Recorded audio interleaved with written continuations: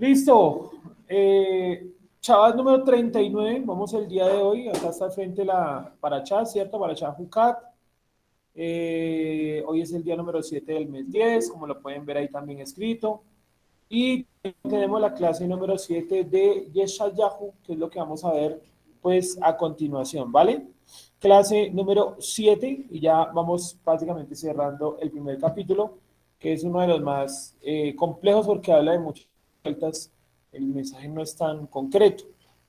Luego en el 2 pues es un poquito más corto, luego viene el 3, el mensaje es más concreto, el 4 y el 5 son mensajes muy parecidos, y luego el 6 de ahí para allá empieza como lo realmente a mirar a futuro, ¿sí? O sea, por ahora son como profecías muy de su tiempo, pero a partir del 6 del 7 más bien, ahí empieza como tal las profecías del futuro de Isaías, que muchas ya se cumplieron, como el nacimiento del Mashiach y demás, y otras todavía pues no se han cumplido. Ahí vamos. Entonces, clase número 7, vamos a leer hoy del 18 hasta el 23, ¿vale? Del 18 hasta el 23, voy a abrir también por aquí la Reina Valera para que la tengamos también presente.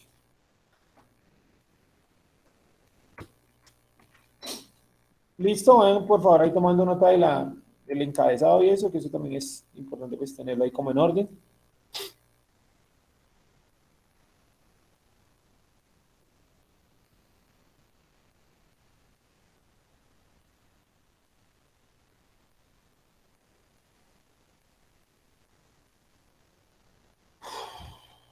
Listo, bueno, entonces vamos a iniciar un momentito haciendo una repasada por el versículo 13. Versículo 13. Dice el versículo 13 en la Reina Valera, no me traigáis más vana ofrenda, versículo 13. El incienso me es abominación, luna nueva y día de reposo, el convocar asambleas no lo puedo sufrir.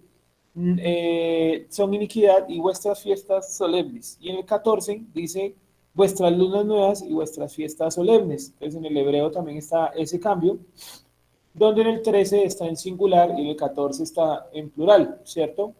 Es decir, el 13 es específico y el 14 es general. En el 13 dice, no me traigáis más vana ofrenda, no me traigáis más vana ofrenda. El incienso me es abominación, luna nueva y día de reposo, luna nueva y día de reposo. Mientras que en el 14 dice, vuestras lunas nuevas y vuestras fiestas, o sea, a 13 es singular, 14 es plural. ¿Cuál puede ser la explicación de este cambiazo? Yo lo relaciono con lo que dice versículos más abajo, y es la provisión del pobre, perdón, sí, bueno, del pobre, del huérfano y de la viuda, ¿verdad? Eh, cuando lo especifica, se está refiriendo a algo en específico, o sea, una fiesta, una luna, un mes en específico y un día de reposo en específico. Yo afirmaría que eso que dice arriba, vuestra luna nueva y día de reposo, hace referencia al principio de los años, ¿sí? Al principio del año, o sea, al mes primero, que era precisamente en el mes primero, donde cada 3 años se le daba una provisión al huérfano y a la viuda. Entonces creo que el 13 hace referencia puntualmente luna nueva y día de reposo al arranque del año, ¿sí? Y abajo cuando dice vuestras lunas nuevas y vuestras fiestas solemnes, está haciendo referencia a todo el calendario. O sea, empieza señalando que lo que ellos hacían al principio del año no está bien, porque en lugar de dar provisión al pobre, al huérfano, a la viuda, al extranjero, se lo estaban era robando, ¿vale? Porque hay un texto que dice, ¿podrá el hombre robarme? Claro que sí. ¿En qué me habéis robado? En vuestros diezmos y vuestras ofrendas. Y eso lo utilizan pues cada domingo para pedir a la gente el diezmo, pero exacto, para robar. Pero realmente pues lo que dice ahí puntualmente es el diezmo y la ofrenda para la huérfana, para el viudo, para la viuda, para el huérfano, para la viuda, para el pobre, ¿cierto? El sacerdote y también la persona que era extranjera. Son 5 grupos. Entonces, conclusión, en el 13, el singular hace referencia al mes primero y el Shabbat que arranca el año, ¿sí? O los Shabbats, ¿sí? El principio del año. Y el 14 sí habla en general de todo, ¿vale? Esa fue una pregunta que hicieron esta semana y que era bueno como aclarar ahí de las clases o de las clases anteriores. Bien, podemos continuar, yo creo. Es la lectura que yo hago, sin embargo, pues ahí no lo dice puntualmente que es esa época, pero por el contexto yo intuyo que es eso, porque, repito, la provisión de los pobres, las huérfanas, los huérfanos, las viudas, ¿cierto? Se hacía en el principio del año, no al final, ¿vale? Entonces, versículo número 18. Entonces, leímos el 17 la vez anterior. ¿Sí lo ven ahí el 17?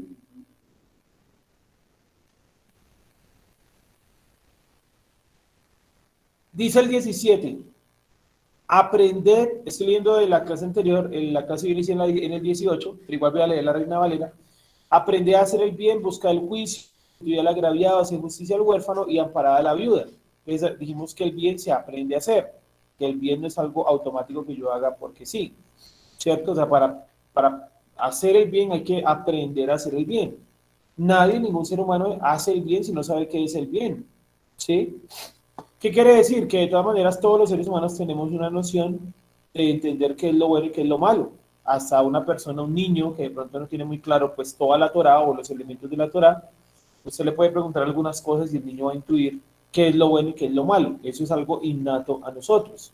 ¿Por qué? Porque nosotros tenemos en nuestro interior tanto la inclinación al bien como la inclinación al mal. Entonces podemos discernir o entender claramente qué es el bien y qué es el mal. Que nos hagamos los locos, bueno, los desentendidos, eso es otra cosa, ¿sí?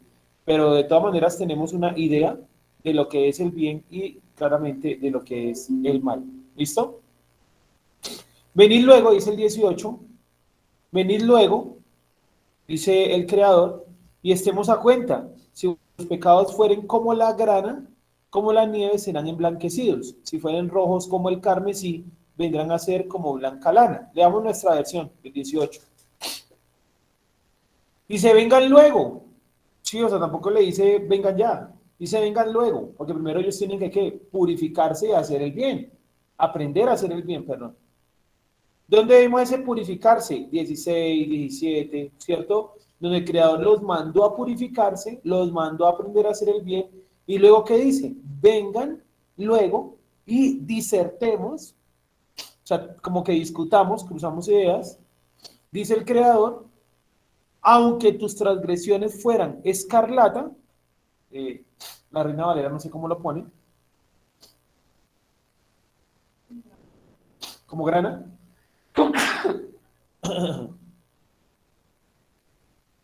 Un segundo que me dio un poco Valeria. Un momento, vayan mirando ahí el 18. Bájame, por favor. Están ahí sobre el borde de la ventana. Regálame un segundito.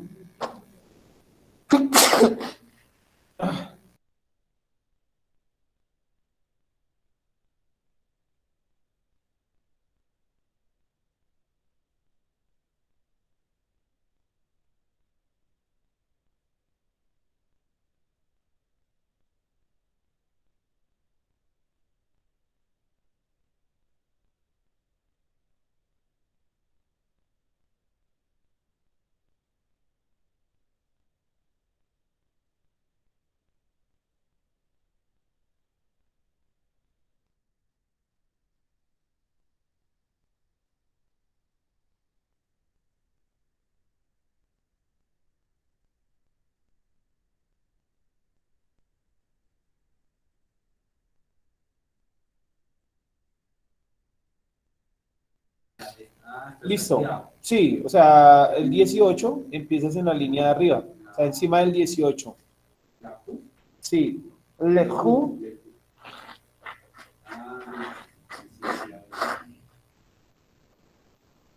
Lehubna, Benibajeja, Yomar Yujebajein, Yihu.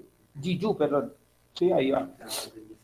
Sí, el 18 empieza siempre arriba. O sea, cuando ustedes encuentren uno de los números en el material, el versículo empezó fue arriba, sino que para colocar el hebreo no me deja colocar a ras, me lo deja colocarse en la línea de abajo. No sé por qué, será algo del gorro, porque nosotros hablamos castellano y no lo reconoce, pero meter los textos aquí en hebreo es súper engorroso, quita tiempo. Sigo. Entonces 18 nuevamente, dice, vengan luego y disertemos, tampoco dice vengan ya, dice Yuhet Bajei, aunque tus transgresiones fueran escarlata, ahí no dice grana. Sí, grana es un término que colocó la Reina Valera. Grana es un color que se le hace, es un color rojizo efectivamente, pero es una característica de la lana. ¿Sí? O sea, hay una lana grana, ¿sí? Es un color, pero puntualmente no hace referencia a grana, sino a escarlata, que vuelvo y repito, es un tono del rojo. ¿Cómo es el escarlata? El escarlata es un rojo brillante, un rojo muy brillante. ¿Listo? Serán como la nieve emblanquecido. Entonces, aunque tus transgresiones fueran escarlata, serán como la nieve emblanquecidos. Entonces, el rojo que representaba en este contexto, las transgresiones, el pecado. Y el creador dice que las va a cambiar a blanco, ¿sí? ¿Por qué? Porque el blanco que representa ahí, la purificación. La sangre, perdón, sí, bueno, la sangre, el pecado es representado de color rojizo en este contexto, ¿vale? Y la justicia, el no pecado, el perdón, es representado como de color blanco, ¿sí? De color blanco. Serán como la nieve emblanquecidos. Chigo, si fueren rojos como el carmesí, otro tono de rojo, ¿cierto? Lana blanca serán. Lana blanca serán. Lana blanca serán. Entonces el creador está diciendo, miren, yo voy a coger sus transgresiones y las voy a cambiar a purificación. En el Talmud se cuenta que en la época del segundo templo, ya que no había manifestación de la presencia divina, el sumo sacerdote le amarraba al sacrificio de Yom Kippurim, el carnero, el macho cabrío, le amarraba una cinta de color rojo al cuello a este macho cabrío. Macho cabrío que sacaban, ¿sí o no? Lo sacaban de la ciudad y cuando estaba afuera, dicen ellos que el lazo rojo se convertía en color blanco y que eso representaba que el Creador había perdonado sus pecados. Pero el Talmud dice que eso funcionó más o menos hasta que Caifás fue nombrado sumo sacerdote, es decir, más o menos hasta la época de Yeshua. Cuando Yeshua nació y vivió y todo lo demás, ya el hilo rojo no se estaba convirtiendo, ¿sí? En blanco.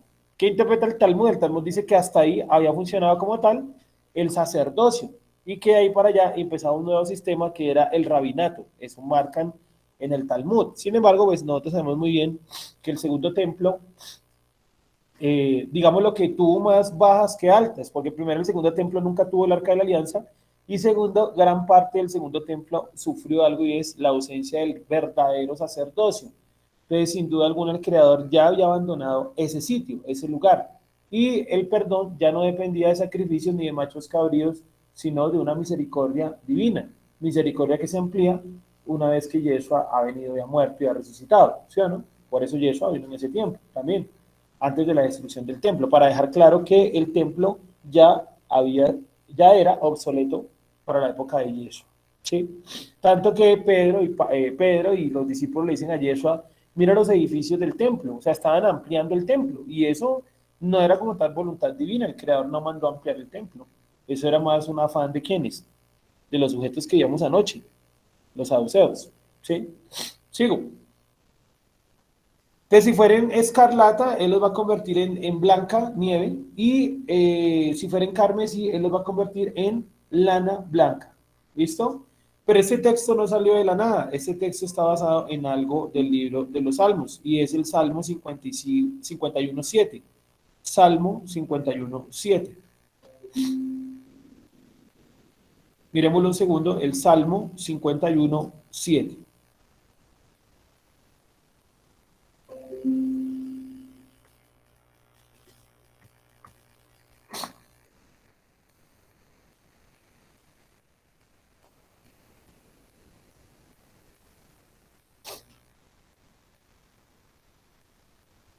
Vamos a leerlo desde el 1. Salmo 51.1. Es decir, ustedes pueden colocar en Isaías 1.18 la cita de Salmo 51 completo, ¿sí? Todo el Salmo 51, de cierta manera, está referenciado por Isaías acá. Y ustedes dirán, ¿por qué? Bueno, en la época de Isaías ya estaban escritos la gran mayoría de salmos. Recuerden que los salmos es una obra de la época de David, algunos, no todos. La gran mayoría son de la época de David. Quiere decir que para la época de Isaías ya eso estaba totalmente escrito, ¿sí? Por lo menos el Salmo 51 ya estaba escrito. No compilado. Exacto, eran como cánticos sueltos, ¿sí? La compilación ya viene pues después. Preguntica, en el Salmo 51, ¿cómo arranca la Reina Valera el título? Tiene título y subtítulo, ¿cierto que sí? Y abajo dice algo, Salmo de David. David ya había muerto hacía años, cuando estamos hablando ahorita de Isaías, ¿cierto? Sigo. Entonces, 51:1. Ten piedad de mí conforme a tus misericordias, conforme a la multitud de tus piedades, borra mis rebeliones.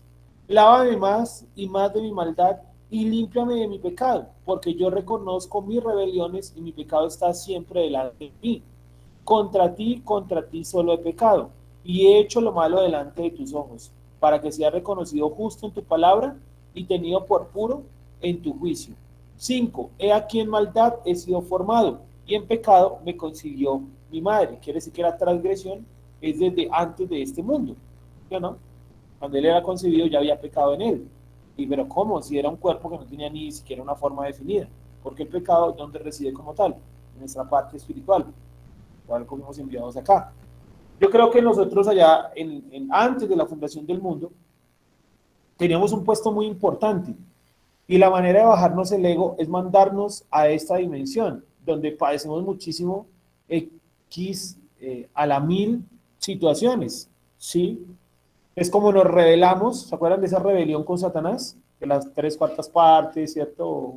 Que la tercera parte, perdón, que la tercera parte de los ángeles se vino con Satanás y se rebelaron contra el Creador y el Creador arrojó a Satanás en la tierra.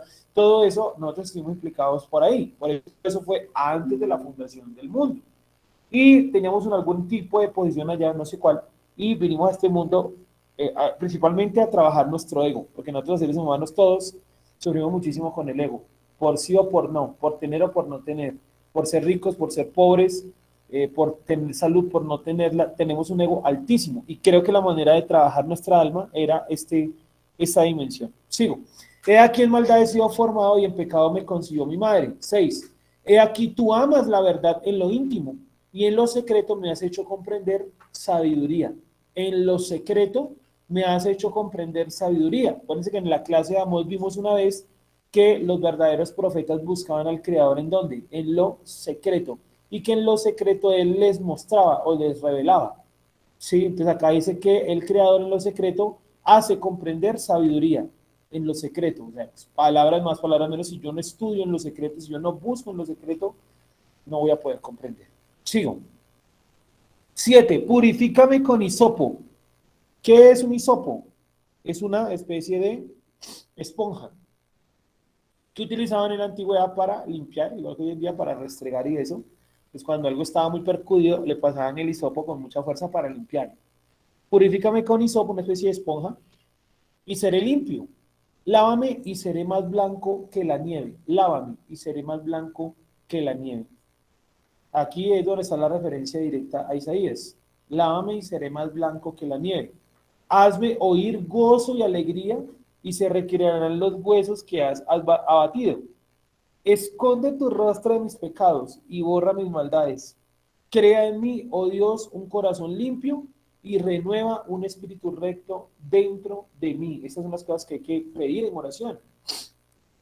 Sí, que uno dice, pero yo como oro, uno tiene, como le decía la esposa, muy marcado cosas materiales. Esta es una muy buena oración, donde le dice, Padre, dame un corazón limpio, forma de mí un espíritu recto, ten misericordia, está pidiendo por su misericordia. ¿Listo? Vamos a verlo hasta ahí. Volvemos nuevamente a Isaías 18.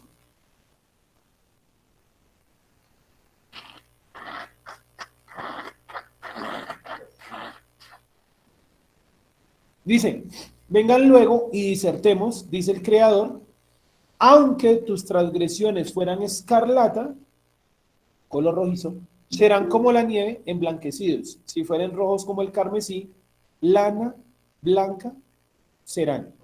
Sigo. El Creador es el único que puede perdonar nuestras transgresiones. Y eso no perdona transgresiones, ¿no? Hay un texto donde dice que Él no perdonará vuestra transgresión, hablando de un ángel. ¿Sí?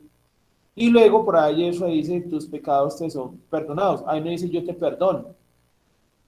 Sí, es diferente. Yo también puedo decir, bueno, Dios perdonó mis pecados. No quiere decir que yo me perdone yo mismo. Es una conclusión que obtiene Yeshua, o que da Yeshua, porque el milagro que sigue es hacerlo caminar. Por que los fariseos dicen, Pero él, ¿cómo perdona el pecado? Él nunca dijo yo te perdono. Sí, sigo. 19. Si fueren rojos como el carmesí, lana blanca serán. 19. Si quieres y prestares oído el bien de la tierra, tú comerás, si quieres. O sea, que hay gente que también, ¿qué pasa? Pues no quiere. ¿Que no quiere qué? Que no quiere ni prestar oído ni hacer el bien. Hay gente que no quiere y creo que hay etapas de nuestra vida donde no queremos y nos auxiliamos o nos escondemos detrás de muchas, digamos, entre comillas, excusas. Sí, por ejemplo, el chaval es hacer el bien y cuando yo no lo guardo, pues estoy escondido detrás de muchas excusas. La mayoría son sin sentido. Entonces vuelvo y lo repito lo que decía anoche. El creador no le puede demandar el chaval, ¿cierto? Del mismo nivel a una persona que no se lo reveló, se lo va a demandar, pero no al mismo nivel, que a una persona que se lo reveló y no lo guarda. Es la parábola que dice Yeshua de los siervos que dicen yo iré a trabajar y los otros que no van, ¿sí? Dicen yo no voy a ir. Entonces, tenemos que tener en cuenta que Yeshua, ¿cierto? Y en general la escritura nos coloca esto y es si quieres y prestares oído. O sea, tampoco es una camisa de fuerza. No es una camisa de fuerza. ¿Listo? Repito, no es una camisa de fuerza, es si quieres. Si quieres. O sea que también hay una cierta, ¿qué? Digamos, acción del ser humano. El creador, vuelvo y repito lo que siempre les digo, no les coloca el chaval en la mañana una ametralladora en la nuca para que usted guarde el chaval. Nunca, jamás. Nunca lo hará. Es si quieres y que prestar es oído. El bien de la tierra tú comerás. Miremos el siguiente texto, Deuteronomio 30:15. Deuteronomio 30:15. María, te escuchamos. Sí, es en cuanto a lo que usted dice que Yeshua no perdona pecado, pero en Lucas 5, 24, cuando el Sí, paralítico, él les dice, pues para que sepáis que el Hijo del Hombre tiene potestad en la tierra para perdonar pecados, dijo al paralítico, a ti te digo, levántate, toma tu lecho y vete a tu casa. vale. Esa palabra en Lucas 5:24, donde dice perdonar pecados, no es perdonar pecados, es remitir pecados. La Reina Valera colocó perdonar, pero si tú miras el hebreo como tal, la palabra es incluso abogar, que es la palabra afiemí, y esa palabra es abogar. Él puede abogar, dice así, pecados o remitir pecados, porque como tal el perdón viene de parte de quién? Del Creador. Porque el instrumento es Yeshua, indudablemente él es el instrumento para el perdón. Sin la muerte de Yeshua no hay perdón de pecados. Dice un texto, que es muy conocido, como tres textos no dicen lo mismo y es, eh, ¿cómo se dice? Sin derramamiento de sangre No no hay hay perdón de remisión de pecados. pecados. Exacto, no hay remisión de pecados. O sea, ¿y eso tiene que morir para el perdón de pecados? Claro que sí. Pero como tal, la autoridad puntualmente es de él, no, él lo que hace es remitir. Él remite los pecados. Porque si él perdonara los pecados, nos quedaría sobrando ¿quién? El Eterno. Él remite los pecados. O sea, él sí es fundamental en ese proceso. Claro que sí. Él es fundamental. Pero no es como tal el ser que perdona. No es el ser que perdona, es el ser que remite los pecados, que la palabrita perdonar en Lucas 5:24 está mal puesta por la Reina Valera. No sé si en otra versión de la Reina Valera, miremos una, a ver, yo tengo por aquí una de 1600 y pico, 1602, es el 24, ¿no? Ujú. Dice perdonar pecados, miremos otra un poquito más atrás, la Biblia del Oso. A ver, miremos esto, la Torre San Marcos. Tan raro, no me está cambiando los textos. Coloquemos otra que es esta no me la cogió. Dice esta que encontré aquí, que es la versión de 1603, la tengo en el celular, por eso no se las puedo mostrar. Dice, pues para que sepan que el Hijo del Hombre tiene en la tierra autoridad para remitir pecados, dijo al paralítico. A ti te digo, levántate, toma tu camilla y vete hacia tu casa. Hacia tu casa. Creo que la Reina Valera coloca a tu casa, ¿cierto que sí? En Lucas 5:24, ¿algún tiene la Reina Valera ahí? A tu casa. Y es cuestionable, ¿saben por qué? Porque la partícula atu es diferente a hacia. Y él hacia la casa es que se encuentra, creo que más adelante dice, ¿no? Que se encontró con unos fariseos, alguien así le dijo que quién lo había sanado, quién lo había curado, quién le había dado permiso para que cargara la camilla. O sea que él puntualmente no se fue hacia su casa, no se fue a su casa, se fue hacia su casa. O sea, no se fue puntualmente a la casa, sino de camino a la casa. Es apenas lógico, ¿no? Pero lo que les quiero mostrar es que en las partículas puede llegar a fallar esa comprensión. Entonces, efectivamente, ese texto pues, puede llegar a ser confuso, pero creo que ya ahí lo desenredamos un poco. Sin embargo, vuelvo y repito, y eso es importante. Entonces, vamos a colocarnos en la otra ahorita. Vamos a colocarnos en el plan de fariseos, en el plan de judíos ortodoxos de la actualidad. ¿Cómo hago yo en el judaísmo para obtener perdón de pecados? Porque ellos también saben que tiene que haber un perdón de pecados. Y el concepto pecado, el concepto de perdón, misericordia, es obvio, ¿no? Ellos tienen 3 métodos para obtener el perdón de pecados. La primera, el día de Yom Kippurín, cogen un gallo y se lo pasan por la cabeza. Eso es llamada la capará, ¿cierto? Ellos dicen que ese gallo se lleva los pecados de ellos, eso es judaísmo ortodoxo, y luego sacrifican el gallo y venden esa carne a personas no judías, ¿sí? Entonces, ese es un método como ellos obtienen perdón de pecados. El segundo, ¿cuál es el segundo método de los judíos para obtener perdón de los pecados? Creer en la reencarnación.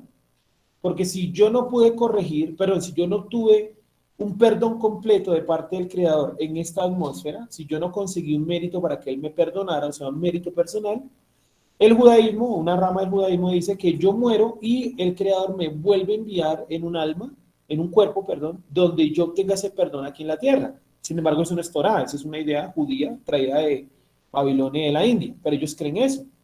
Y cuando ustedes leen blogs, por ejemplo, Judaísmo Virtual, Judaísmo Hoy, el mismo Jabat, y hay una que dice pregúntale al rabino, y hay gente que pregunta, y, por ejemplo, sobre el holocausto, porque hay gente que murió, tantos judíos murieron en la Shoah, ¿cierto? En la Segunda Guerra Mundial, y casi todos dicen que esas almas que murieron eran porque les hacían muy poquito para ser perdonadas, y por eso sufrieron ese terror, ese karma, llamémoslo así, y luego obtuvieron el perdón y nunca más volvieron a la tierra. Dicen ellos, es algo muy hindú, eso no es como tal, eso no es hebreo, no es Torah.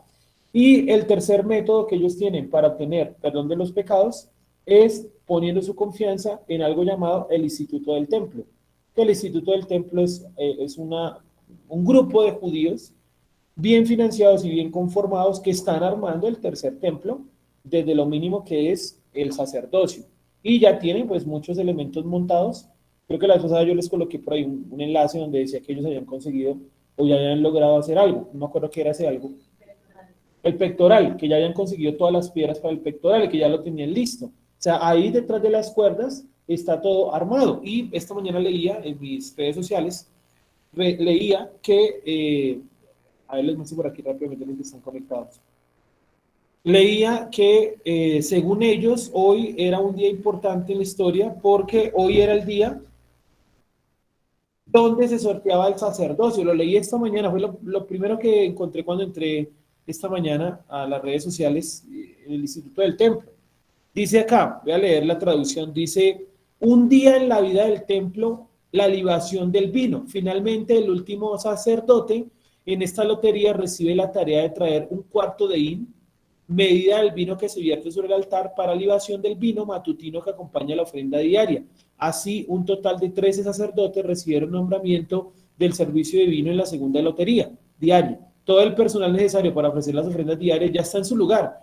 Y después de que esos sacerdotes concluyan sus tareas, regresan a la cámara de John Stone para recitar sus oraciones matutinas. Entonces, esto como tal es lo que ellos están montando. Eso está muy adelantado. El lugar se llama, o en internet lo pueden buscar.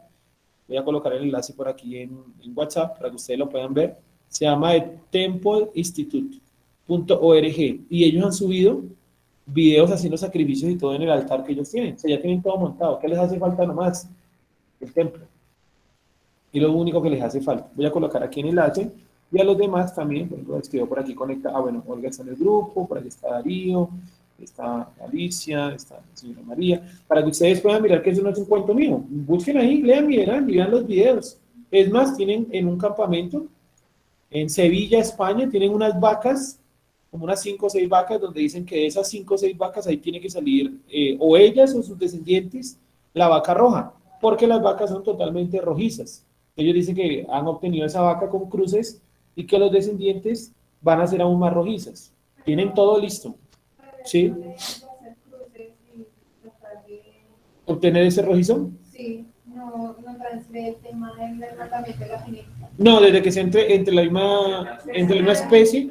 Acuérdate, Jacob, exacto. Acuérdate que Jacob tuvo colores de ovejas, de cabras. Cabras, ovejas. Bueno, cabras, ovejas, cruzando interespecie, no extra. ¿Sí? ¿Vale? Pues aquí está todo, y ellos tienen un apoyo internacional bravísimo.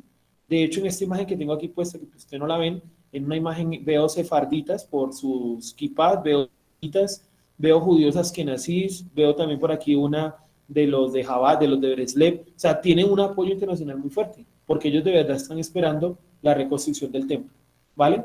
Y les cuento, el apoyo financiero que ellos tienen, el músculo financiero es grandísimo. Tanto así que contrataron a uno de los arqueólogos más grandes de todos los tiempos, Israel Finkelstein, para que les buscara el lugar exacto donde estaba ubicado el templo. Y el tipo, después de casi 25 años de investigación, ya él ha dado los márgenes de dónde podría llegar a estar ubicado el templo. Y un pedazo del templo estaría comprometido con la mezquita.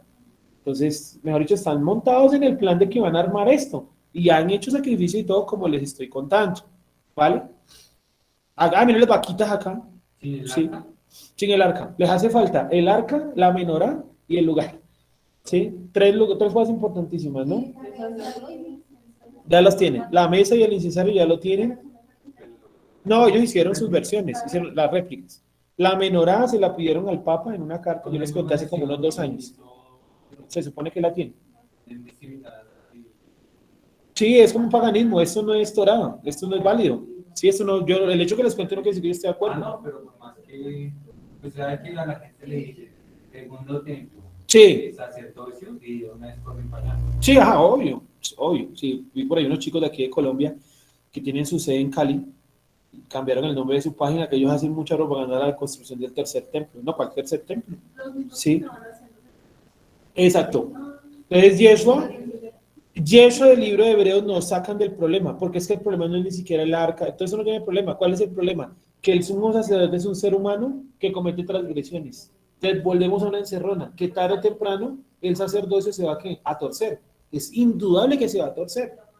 Ya ha pasado. Si pasó con los levitas de verdad, si pasó con los hijos de Aarón, que el tipo yo imagino que les enseñó y todo, nada, y Abiú, ¿qué podemos esperar hoy, 4.000 o 3.000 años después? ¿Sí me hago entender? Ahí para que lo tengan en cuenta, investiguen del Instituto del Templo, tengan sus ojos puestos en eso. Yo creo que esto es una señal más grande que cualquier otra cosa. Que los tipos ya tengan todo montado, faltan solamente 3 elementos que son el arca, la menorá, que se la pidieron al Papa, al Vaticano, porque el último rastro que se tiene de la menorá es que estuvo en Roma. De hecho, en Roma hay un tallado que se llama el Arco del Triunfo, y ahí está tallada la menorá, ¿sí? El Arco del Triunfo en Roma, porque hay muchos, ¿sí? Y en este arco está tallado la menorá. Pues aquí a la distancia no alcanzamos a ver, pero si ponemos aquí menorá,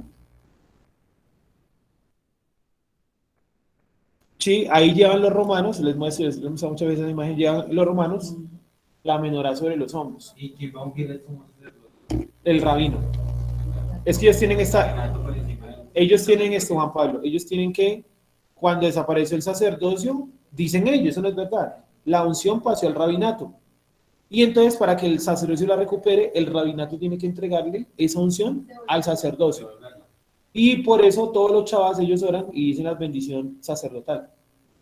¿Han visto que en el Shabbat de los judíos ortodoxos mencionan la bendición sacerdotal? Porque ellos creen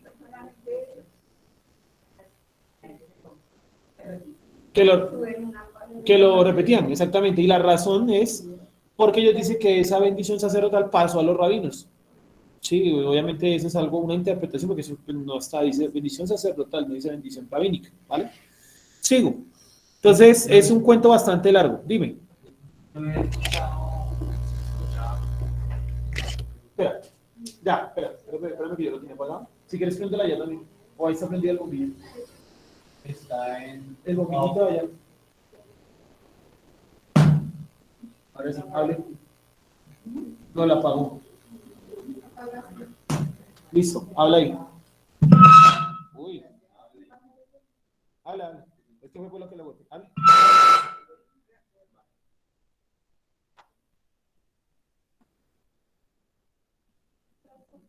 Ya, dale. No, habla, Juan. Ya. Yo escuché o sí leí que también hay como una parte del judaísmo que optó por la plegaria.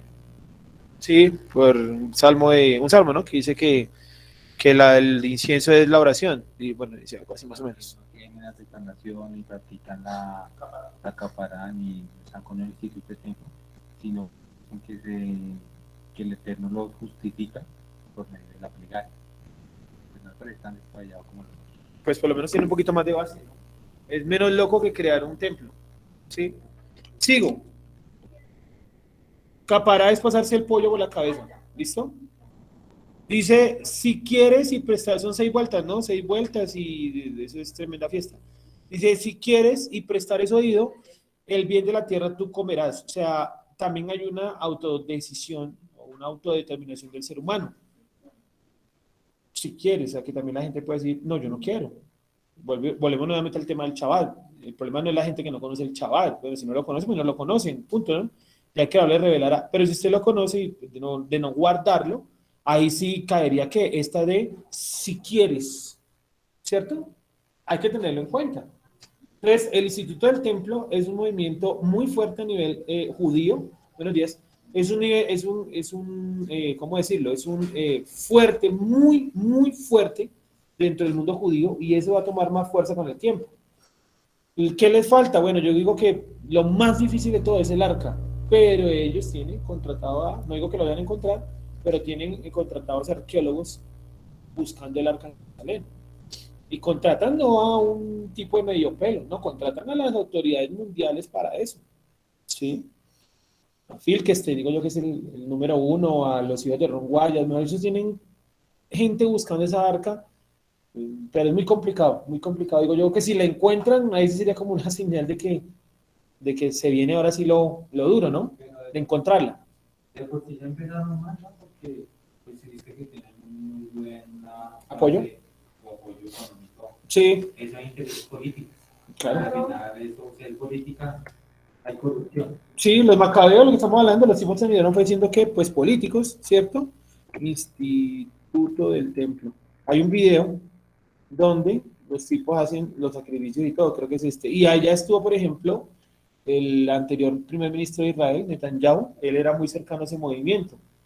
Y pues allá metían dinero y todas las cosas, ¿sí? Aquí donde muestran eh, como las vacas y los campos donde las tienen y el objetivo de ellos de tener vacas rojizas. Miren, los que están viendo aquí en pantalla, pueden darse cuenta que todas las vacas que están aquí en pantalla detrás del tipo son todas rojizas o manchadas con blanco. Están vigiladas, están escondidas en Sevilla. Ni siquiera las tienen en Israel por miedo a los musulmanes, ¿sí? Las tienen allá en Zamora, que es una zona judía neta, en España. En fin, ahí les las dejo para que la miren, ¿vale? Sigo entonces por este lado. Tienen una copia, ¿sí?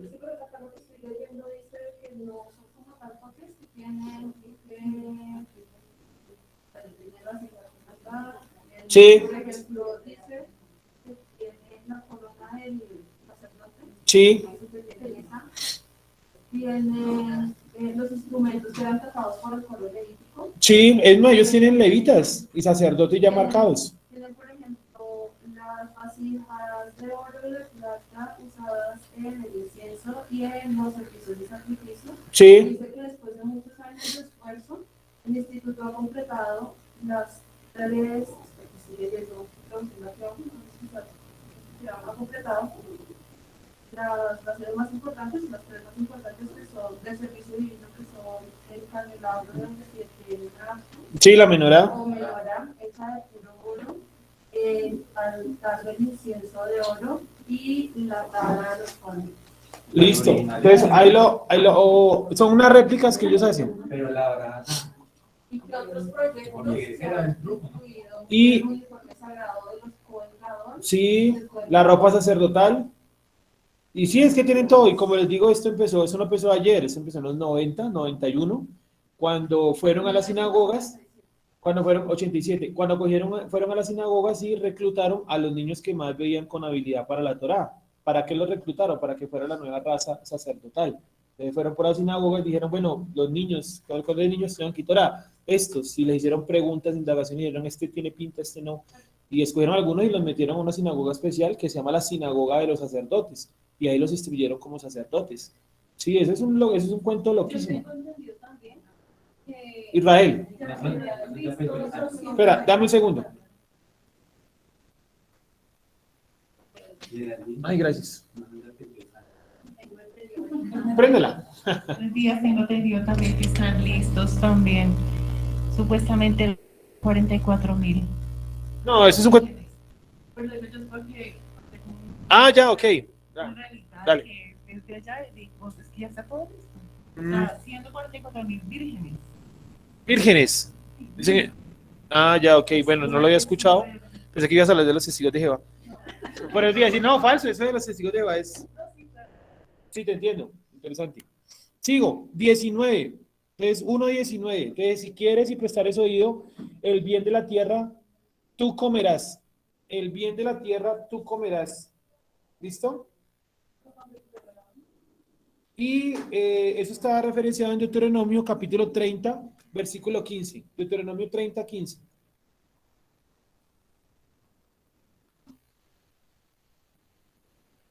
Entonces, pues nosotros, bueno, digo yo, ¿no? Hemos tratado mucho de desligar la cuestión de la necesidad de un templo. Porque si construyen el templo y usted cree que hay necesidad de templo, entonces Yeshua, ¿para qué murió? Pregunto yo. O sea, sería una mente como temporal. O sea, murió hasta que hagan el tercer templo. Pues realmente eso no tiene sentido, ¿sí? Entonces, Deuteronomio 30:15, mira, yo he puesto delante de ti hoy la vida y el bien, la muerte y el mal. Repito nuevamente, estoy leyendo Deuteronomio 30:15 como referencia a Isaías 1:19. ¿Listo? Entonces, miren lo que dice, mira, yo he puesto delante de ti hoy la vida y el bien, la muerte y el mal. Porque yo te mando hoy que ames al Creador, tu Dios, que andes en sus caminos y guardes sus mandamientos, sus estatutos, sus decretos, para que vivas y seas multiplicado, y el Creador, tu Elohim, te bendiga en la tierra a la cual entras a tomar posesión de ella. Mas si tu corazón se apartare y no oyeres, y te dejares extraviar, y te inclinares a dioses ajenos, y les sirvieres, yo os protesto hoy que de cierto pereceréis. No prolongaréis vuestros días sobre la tierra a donde vais, pasando el Jordán para entrar en posesión de ella. Y el 19, que es el clave, a los cielos y a la tierra llamo por testigos hoy contra vosotros, que os he puesto delante la vida y la muerte, la bendición y la maldición. Escoge, ¿sí? O sea que si hay una determinación humana, si hay una decisión humana. Escoge pues la vida para que vivas tú y tu descendencia. Acuérdense que el escoger no es para gente que no conozca la Torá, es para gente que ya conoce la Torá. Lo que hablábamos la vez anterior, los dos tipos de arrepentimiento. El arrepentimiento que viene de lo alto, que es Naham, que solamente lo puede dar el Creador, y el arrepentimiento que hago yo como ser humano de mis malas acciones, que es Shub, volver atrás o dar una vuelta de 180 grados. No de 360, no, de 180. De 160 pues queda en el mismo lugar. Entonces, como tal, son dos tipos de arrepentimiento y ese texto es para la gente que ya tiene el primer arrepentimiento, que ya conoce quién es el Creador, qué es cumplir, qué es Torah, qué es estatuto, qué es mandamiento, ya conoce eso. Y entonces el Creador que le dice, bueno, yo a usted ya leí el Nakham, el toque divino, ¿cierto? ¿Qué falta ahora? Pues que usted haga el chup, porque el Creador tampoco va a venir a cumplir por usted Shabbat, ni le va a colocar a usted el ejemplo de siempre, la ametralladora, para que usted coma kosher, ni le va a colocar unas cadenas en las piernas para que usted no celebre Navidad. Sí, él lo deja a su decisión, pero él ya le dio este conocimiento, toque divino, pues creo que si estamos acá o si estamos conectados, pues creo que de cierta manera sí, ¿cierto? ¿Qué nos falta? Él escoge pues la vida para que vivas tú y tu descendencia, escoge pues la vida. O sea que hay algunos que escogemos o que escogieron ¿qué? La muerte, teniendo Nakham, o sea, el toque divino. Teniendo el toque divino, dijeron, no, venga, yo escojo la muerte. ¿Vale? Volvemos nuevamente a Isaías. Entonces el 19, ya lo vimos. 20. Pero si te rehusas y rebelas, con la espada serán devorados. Estoy leyendo la versión de la traducción nuestra. Isaías 1:20. Isaías capítulo 1, versículo 20.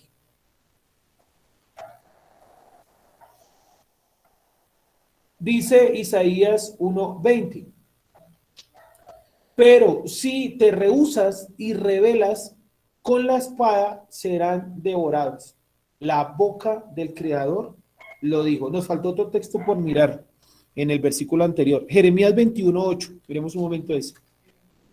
Sí, del 19 nos faltó Jeremías 21:8.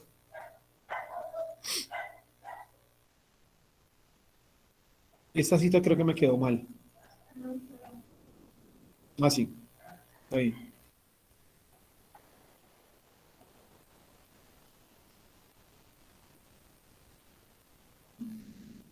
Entonces, nuevamente en el 19, cuando el Creador les dice, tú oyeres y no te rehusáis. Y en el 8, en el 21:8 de Jeremías dice esto. A este pueblo dirás, así ha dicho el Creador, he aquí pongo delante de vosotros camino de vida y camino de muerte. Camino de vida y camino de muerte. O sea, el Creador coloca los dos caminos. Pero cuando Él no ha dado Nakham, o sea, ese toque divino, ¿qué camino tengo yo? Solamente el de la muerte. ¿Sí o no? Cuando el Creador no ha dado el toque divino, yo solamente tengo delante de mí el camino de la muerte. Cuando Él me da el toque divino, entonces ya veo dos opciones, o el camino de la muerte o el camino de la vida. Y ya de ahí para allá ya es una elección personal. Porque vuelvo y repito, si un ser humano usted no lo obliga a guardar el Shabbat, perdón, si usted el Creador no lo obliga a guardar el Shabbat, mucho menos un ser humano. Sí. Tiene que obligarse, entre comillas, obligarse usted mismo, nadie más. Ayer leía algo de, ¿qué libro era ese que estaba leyendo? Sí, ya, es un libro, como un apartado del Zohar, que se llama Sot 22, se llama así. Y en el libro decía que hay 5 maneras hay 5 características de la mentira. Decía así. Me parece interesante. Decía que la primera es que yo me puedo mentir a mí mismo. La primera. No quiere decir que yo me crea, pero yo me puedo decir mentiras a mí mismo. ¿Sí o no? Yo puedo mentirle a otra persona. Segunda característica. Tercera característica, otra persona me puede mentir a mí. Cuarta característica, que otra persona y yo le mintamos a un tercero. ¿Sí o no? Ahí no estamos diciendo que nadie crea. Y la quinta característica es que yo no le puedo mentir al Creador. 5 características de la mentira. ¿Sí? ¿A qué viene esto? Me acordé inmediatamente del bien y el mal. ¿Sí? Yo puedo mentirme a mí mismo, decir yo guardo Shabbat y estoy excelente con el Creador. Y puede que usted se crea o puede que usted no se crea. Se le puede mentir a otra persona, decir no, yo guardo Shabbat y estoy bien con el Creador. Usted se puede unir, otra persona le puede decir a usted esa mentira. No, yo guardo, le pueden decir así, yo guardo Shabbat. Usted se puede poner de acuerdo con otra persona para decir que guarda Shabbat. Y es mentira. Pero usted en la quinta no le puede mentir a quién, al Creador. ¿Sí? Al nivel humano todos nos podemos mentir, incluso usted mismo se puede mentir, pero al Creador no. Entonces cuando usted sabe que tiene el toque divino, sabe que el Creador le ha abierto la cabeza para entender este libro, y usted no hace o yo no hago lo que nos toca hacer, ¿qué pasa? ¿Me estoy mintiendo a quién? A mí mismo. Sí, Pablo hablaba mucho de eso también. Que por más de que, por lo menos él dice, yo lo intento, ¿cierto? Intento cumplir, pero en mi ley, en mi cuerpo, en mis miembros, encuentro otra ley que es contraria al espíritu y se enfrentan y al final del día yo hago lo que no quiero y lo que quiero hacer no lo hago, pero por lo menos lo está intentando, ¿sí? Entonces dice aquí que delante de vosotros él coloca el camino de vida y el camino de muerte. Esto es para la gente que ya ha recibido, ¿qué? Un nakham, un toque divino, un arrepentimiento de lo alto. Sí, el texto que dice el arrepentimiento viene de Dios, ese es el Nakham, porque hay otro que dice si te arrepintieres y volvieres tu mal camino. ¿Ese cuál es? Ese es Chup, ese es Chup. Hay que tenerlo claro, ese es un tema que vimos en las doctrinas básicas, bueno, los que estaban, después lo volvimos a ver hace como 1 año y medio, los que estaban otra vez, ¿cierto? Y ahí explicamos nuevamente los dos. Si yo no tengo claro esos dos, yo confundo, porque yo creo que Dios me da arrepentimiento y que ahí para allá todo es color rosa. No porque me toca a mí hacer. Si fuera solamente darme arrepentimiento y esperar, pues qué religión tan fácil. ¿Sí o no? Súper fácil. Delante de vosotros camino de vida y camino de muerte. Sigo. Vamos a leer por acá en el... ¿Qué íbamos? Así, 21. ¿Qué? 20. Pero si te rehusas y te rebelas con la espada, serán devorados. Nadie se puede revelar a algo que no conoce. O sea, cuando la escritura utiliza el término rebelarse, con B larga, de rebelión, y se utiliza con V, pues es un sueño, una visión, ¿cierto? Si utiliza el término revelar, es porque la gente conocía ¿qué? La Torá, y dijo, yo no voy a cumplir la Torá. O sea, un acto de rebelión no es aquel que no conoce la Torá, eso sería un acto de desconocimiento, de locura, de, no sé, tontería, algo así. Pero como tal, la rebelión hace exclusivamente efecto o se dirige puntualmente a una persona que conoce la Torá y que no voy a caminar por el camino de vida. Yo escojo cuál camino, el camino de muerte. ¿Sí? ¿Me he hecho entender? Entonces, cuando ustedes vean la palabra rebelde siempre es para personas que conocen Torá, siempre. Porque es que rebeldía es el conocimiento. ¿Vale? Por aquí creo que hay una pregunta. Ah, no, en el chat. Dice, después del toque divino viene lo más duro, someter esta carne. Sí, mira que sí. No sé si es lo más duro porque no, pues no puedo medirlo primero, pero sí es muy duro. No sé si es lo más duro, pero sí es muy duro. Porque ahí empieza la pelea, ¿usted contra quién? Contra usted. Y es lo que dice Pablo. Yo quiero hacer el bien, pero tengo un aguijón en la carne que ¿qué? Me lleva a hacer el mal. Y por eso Pablo termina el libro de Corintios diciendo, ¿quién me librará de este cuerpo mortal? O sea, Pablo identificó que el problema ¿cuál era? Esta carne. ¿Sí? Por eso es necesario que tengamos ¿qué? Un nuevo cuerpo. Un nuevo cuerpo. Todas las culturas hablan de un nuevo cuerpo, una transformación de esta carne, todos. Por eso los egipcios que hacían embalsamaban, ¿no? Para que en otro mundo tuvieran una vida mejor que acá. Los hindúes queman a sus muertos y demás para que su energía pueda volver a la naturaleza. O sea, ellos, todas las culturas identifican que el problema ¿dónde está? Y por eso se inventaron los cementerios y demás, porque el problema ¿dónde está? En la descomposición de esto. Ese es el problema, este cuerpo. ¿Usted es un alma con un cuerpo o es un cuerpo que tiene un alma? ¿Cuál es? Es un alma al que le dieron ¿qué? Un cuerpo, pero nosotros a veces interpretamos al revés. Creemos que somos un cuerpo y que dentro del cuerpo está el alma y como que es algo abstracto. Es al revés. Usted, su esencia es un alma y esa alma la dotaron de un cuerpo, su cuerpo. ¿Sí? Su cuerpo. ¿Sí me dice entender? Es un alma al que le dieron un cuerpo. ¿Por qué le dieron un cuerpo? Yo creo, en mi opinión, ¿vale? Esta es mi opinión, que era para bajarnos un poco el ego, porque somos más altos que los ángeles. Eso dicen los textos, ¿no? Que el ser humano está hecho superior a los ángeles. Tanto que los ángeles no entienden la Torá. Dice que ellos quisieran entender. ¿Se acuerdan de ese texto, creo que en Pedro? Que ellos miran y quieren entender, pero no pueden. ¿Cómo va a entender un ángel el no comer cerdo? Guardar el chaval. ¿Sí? Entonces nosotros somos un alma a la cual Dios le entregó un cuerpo. Ahora, ¿por qué será que nosotros nos revelamos a la Torá? O sea, ya pasamos la parte del toque divino. Esa parte ya la pasamos. Yo tengo el toque divino, usted tiene el toque divino. Y ahora, ¿qué nos lleva a revelarnos a la Torá? ¿Qué creen ustedes? Pues por aquí Pablo menciona algunas razones. Pablo o Juan, ya los coloco. ¿Qué es lo que nos lleva a revelarnos de la Torá? Es Juan. Primera de Juan 2:16. Este texto no está en el material, si lo quieren escribir, sirve. Primera de Juan 2:16, según vi por aquí. Sí, Primera de Juan 2:16. El 15, perdón, empieza en el 15. Primera de Juan 2:15, ¿vale? No Juan, sino Primera de Juan, ¿vale?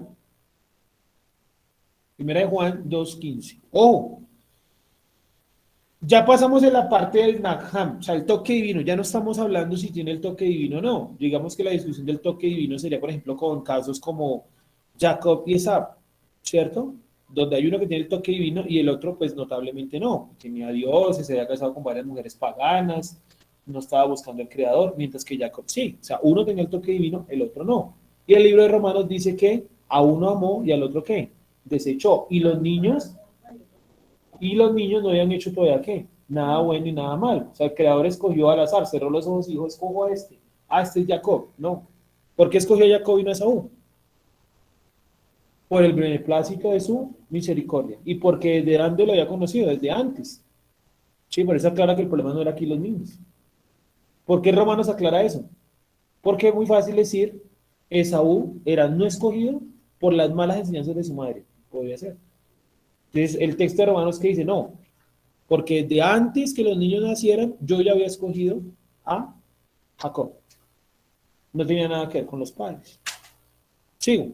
Entonces, ¿qué? Primera de Juan, ¿cierto? 2:15. Esta es una de las razones que da la Biblia. Bueno, hay muchas, pero me acordé de esta. No améis al mundo. Es una de las razones por las cuales yo me revelo a la Torá, es por mi amor al mundo. Sigo. Ni las cosas que están en el mundo. Ya cada uno pues irá metiendo en la bolsa de amor al mundo lo que usted considere que usted ama, o lo que yo considero que yo amo por encima de la Torá. Y muchas de las cosas cuestan soltarlas o dejarlas de amar. Ni las cosas que están en el mundo. Si alguno ama al mundo, el amor del Padre no está en él. Porque todo lo que hay en el mundo, los deseos de la carne, los deseos de los ojos, la vanagloria de la vida, no proviene del Padre, sino del mundo. Y el texto clave es el 17. Y el mundo pasa y sus deseos. ¿Sí o no? El mundo pasa y sus deseos. ¿Cuántas personas a lo largo de la historia rechazaron la Torá y al Creador por cosas materiales y al final se murieron y esas cosas materiales quedaron ahí? ¿Sí? Dice, porque todo lo que hay en el 17, perdón, y el mundo pasa y sus deseos.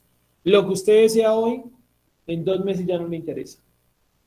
Eso incluso en la parte sentimental. ¿Sí o no? En la parte emocional, hasta con cosas que usted compra. Usted dice, yo quiero unos tenis así y así. Y usted da cantaleta por los tenis, ahorra, va y los mide, y cierto, y los compra, a los 2 meses ya no le gusta. Le gustan otros. O va a comprar esos y encuentra otros. ¿Sí o no? Ya han salido mejores, dicen acá. Entonces eso es algo pasajero. Los deseos que nosotros sentimos afuera es algo pasajero. Sí, es como la fama, es pasajero. Sigo. Sí, que todo es vanagloria y momentáneo. El mundo pasa y sus deseos, es uno de los versículos que a mí más me gusta del Nuevo Testamento. El mundo pasa y sus deseos, pero el que hace la voluntad de Dios permanece para siempre. Sí, por eso todos los Shabbats, pues damos gracias de manera directa o indirecta a memoria como Moshe y los tantos otros que dieron su vida por conservar lo que está acá. Y recordamos comentaristas, personas del judaísmo, recomendamos sabios, ¿cierto? Pues están las Torás con los comentarios, porque ellos hicieron la voluntad del Padre, ¿sí o no? Y permanecerán para siempre. ¿Hace cuánto que murió Rashi? Por ejemplo, aquí tenemos la Torá de Rashi. Hace 600 años, pongámosle. Y aún en Chava seguimos leyendo y diciendo, sí, no, tiene razón, o no, no tiene razón, pero lo seguimos leyendo. ¿Sí o no? Pero ¿cuántos libros, por ejemplo, de literatura hemos leído y le perdemos como gracia y sentido? No, ya lo leí, ya sé cómo termina. Pero la Biblia se sabe cómo termina, pero cada mañana, cada día le dice algo nuevo. O todos no han leído Apocalipsis. Por lo menos algún vistazo usted sabe lo que va a pasar en Apocalipsis. Ya sabemos cómo termina todo. Pero de todas maneras, cada mañana, cada chaval, cogemos el libro y ahí le rasguñamos un poquito más. Esa es la diferencia. Entonces volvamos nuevamente a Isaías. Pero si te rehusas, el 20, y rebelas, con la espada serán devorados. O sea, le está augurando o profetizando la muerte. La boca del Creador lo dijo. Y esa palabra, boca del Creador, hay que subrayarla, porque podría ser polémica. Sí, y realmente no es tanto la boca, sino, o sea, no es la boca física, sino que él utiliza una parte del ser humano para reafirmar su mensaje. O sea, está diciendo, esto no lo mandó a decir él, esto lo está diciendo él directamente. ¿Vale? ¿Sí, ¿sí me van a entender? O sea, este no es un mensaje de Isaías. No crean que esto es de Isaías. Esto viene directamente ¿de quién? De parte del Creador. No es la boca, lengua, dientes, papilas gustativas, no. Paladar, nada de eso. Es que él dice, yo no necesito mensajeros, yo lo estoy diciendo. ¿Sí? ¿Hasta ahí estamos claros? Sí. Sigo con el 21. Y miren lo interesante. En la versión en hebreo, los transcriptores, los que colocaron el hebreo, los escribas, colocaron un signo de admiración, ¿sí? Y colocaron también la señal de que es una pregunta, o sea, es una pregunta como gritándola. ¿Cómo te has convertido en ciudad adúltera? Es una pregunta prácticamente gritada. ¿Sí ven el 21 que yo coloqué el signo de admiración y coloqué luego el signo de pregunta? No, en el 21. Dale la vuelta. Ah, sí, estás bien ahí. Ah. Sí. ¿Cómo te has convertido, en la traducción, que la transliteración es lo de arriba? ¿Cómo te has convertido en ciudad adúltera? Sí, es una pregunta sorprendente. ¿Y a qué ciudad se refiere? ¿A qué? A Jerusalén. Llena estuvo de justicia, en ella habitó el derecho, pero ahora asesinos. Otra vez. ¿Cómo te has convertido en ciudad adúltera? Llena estuvo de justicia, en ella habitó el derecho, pero ahora asesinos. ¿A qué ciudad se refiere? A la ciudad de Jerusalén, ¿cierto? Y viene la pregunta del millón, y es, ¿cuándo en Jerusalén estuvo llena de justicia? ¿Y cuándo habitó en ella el derecho? ¿Cuándo pasó esto? Señalen un momento de la historia. Ah, no, solo porque usted tiene los apuntes ahí. Llena estuvo de justicia. ¿Cuándo estuvo Jerusalén llena de justicia? Así como lo que ustedes medio panean de la historia, porque pues obviamente de pronto no la conocen o no la hemos visto toda, porque pues ahí vamos, apenas en los Reyes. Pero ¿cuándo estuvo? ¿Cómo? En la época de Salomón. Sí, ahí había justicia, indudablemente. Pero, sin embargo, esa justicia empezó antes y es en los últimos años de la vida de David, cuando David hace los planos del templo. Ahí empezó como tal la justicia. Le resumo rápidamente la vida de David. David, un pastor de ovejas, ¿cierto? Mata a Goliat, huye 20 años de Saúl, luego es nombrado rey en Hebrón, en Judá. La casa de Israel no lo reconoce, 20 años lo reconocen. Empieza a reinar en Judá y en Israel al mismo tiempo, y finalmente acaba con los enemigos que son los filisteos, donde dice que David era ya muy viejo para salir a la guerra, y que entonces envió a sus valientes, y los valientes exterminaron a la raza de los gigantes, y bueno, ya cuando finalmente hubo paz, David se sentó a escribir los salmos, a meditar, y en esas meditaciones, en esas oraciones recibió los planos del templo. Vamos a los siguientes textos, vale, mucho cuidado. Desde el texto 21, va a ir, estoy leyendo la interpretación del 21, en la parte de atrás de la hoja donde dice análisis del capítulo, ¿cierto? Ahí están los números por versículo, es donde dice 21. Este texto, o sea, el versículo 21, va dirigido hacia la ciudad de Jerusalén, la cual debía ser fuente de justicia para todos, debido a que allí estaba el templo, los elementos del tabernáculo, el sacerdocio y en general los 70 sabios y el rey. Sin embargo, la ciudad es acusada por Isaías. Ciudad adúltera. ¿Qué es el adulterio? El adulterio, sí estoy preguntando, pero voy a responder acá. El adulterio se produce cuando una persona casada tiene relaciones con otra persona, causando una transgresión. El esposo de Jerusalén, de manera simbólica, ¿sí o no? ¿Es quién? Es Yud Hedbajé. Es decir, que en Jerusalén, que adoraban al Creador, fueron y adoraron a otro Dios, causando adulterio. ¿Quién trajo el adulterio a Jerusalén? Salomón. ¿Cómo lo trajo? Acuérdense de la clase de historia.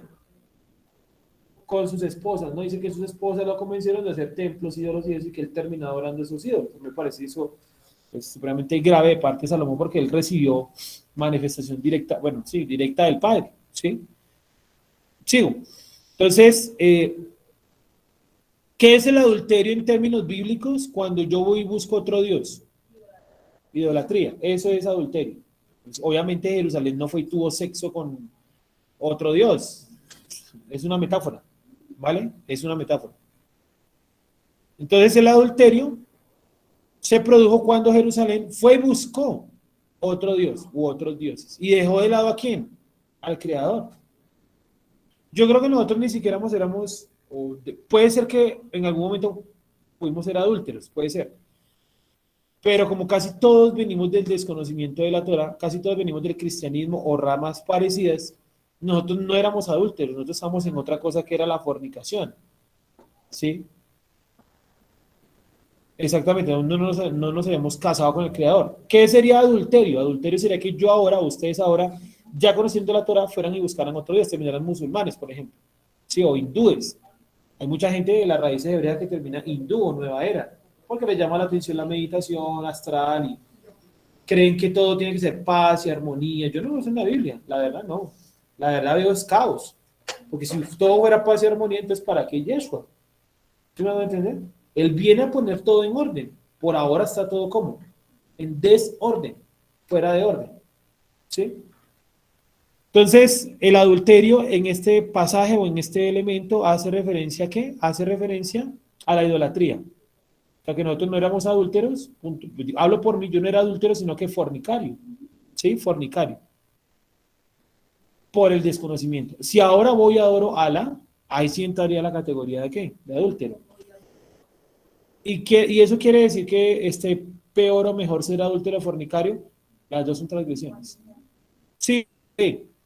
La ciudad estuvo llena de justicia. Y la pregunta que les hice, ¿cuándo? ¿Cuándo estuvo llena de justicia?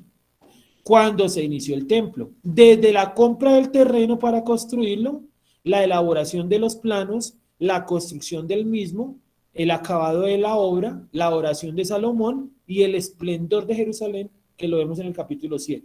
Vamos a leer un poquito esos textos.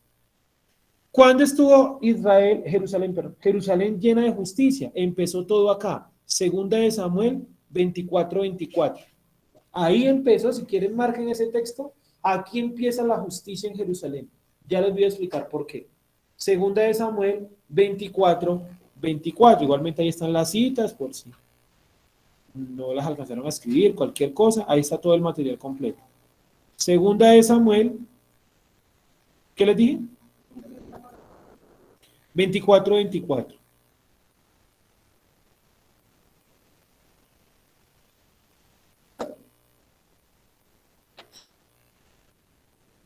Aquí aparece un relato que es de las últimas guerras de David, cuando David derrota a los jebuseos, los habitantes de Jerusalén, ¿sí?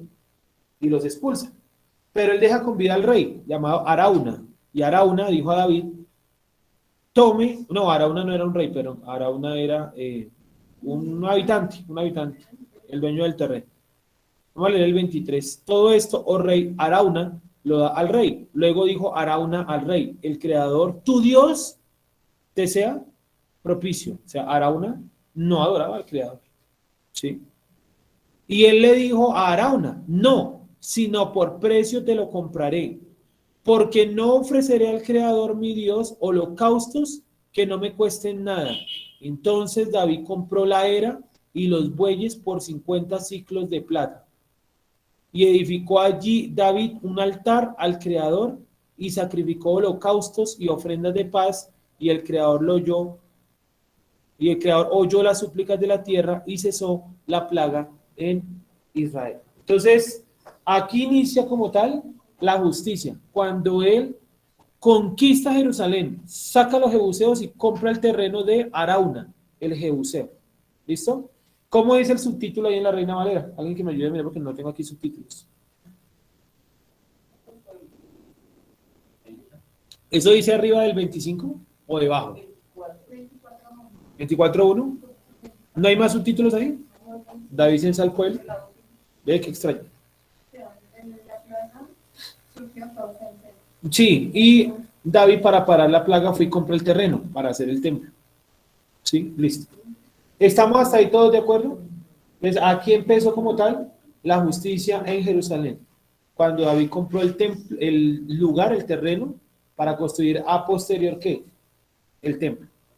Pero para construir no solamente se necesita el terreno, ¿qué más se necesita? Los planos. Primera de Crónicas 28:14. Primera de Crónicas 28:14. Listo, ya tenían hecho el plan, ya tenían hecho el terreno, ya lo tenían listo. Ahora él va a hacer los planos. y dio oro en peso. ¿Estamos ahí? Sí. Primera de Crónicas 28:14. ¿Estamos ahí? Dice, y se dio oro en peso para las cosas de oro, para todos los utensilios de cada servicio, y plata en peso para todas las cosas de plata, para todos los utensilios de cada servicio. Oro en peso para los candeleros de oro, para sus lámparas, en peso de oro para cada candelero, y sus lámparas, y para los candeleros de plata, plata en peso para cada candelero y sus lámparas. Parece una retahíla. Conforme al servicio de cada candelero. 16. Asimismo dio oro en peso para las mesas de la proposición, para cada mesa, del mismo modo plata para las mesas de plata. También oro puro para los garfios, para los lebrillos, para las copas, para las tazas de oro, para cada taza por peso y para las tazas de plata por peso para cada taza. 18. Además, en oro puro en peso para el altar del incienso y para los del carro de los querubines de oro, que con las alas extendidas cubrían el arca del pacto del Creador. 19. Todas estas cosas, dijo David, me fueron trazadas por la mano del Creador, que me hizo entender todas las obras del diseño. O sea que efectivamente David recibió planos ¿de quién? De parte del Creador. ¿Listo? Él ya tenía el terreno, ahora ya tenía también ¿qué? Los planos y como los materiales. ¿Sí? Y viene el 20. Dijo además David a Salomón, falta el constructor. Ya están los planos, los materiales y el lugar, falta el constructor. Dijo además David a Salomón su hijo, anímate y esfuérzate y manos a la obra. No dice ponte a orar. No temas ni desmayes, porque el Creador Dios, mi Dios, estará contigo. Él no te dejará ni te desamparará, hasta que acabes toda la obra para el servicio de la casa del Creador. He aquí los grupos de los sacerdotes y de los levitas para todo el ministerio de la casa de Dios. Estarán contigo en toda la obra. O sea, David dejó también armados los grupos sacerdotales. Él dejó armado todo, consiguió el terreno, hizo los planos, pero él no fue el constructor. ¿El constructor quién fue? Salomón. ¿Por qué David no pudo construir el templo? Porque había derramado mucha sangre y también ya era muy viejo para pararse a dirigir una obra tan monumental como esta que tardaron, creo que 7 años, 4 años, no recuerdo muy bien. 4 años construyéndola. ¿Sí? O sea, que algo pequeño no fue. Listo, continuemos. Entonces miren dónde arrancó la justicia en Jerusalén. Una vez que tuvieron el terreno, hicieron los planos, prepararon todo y miren la construcción. Segunda de Crónicas 5.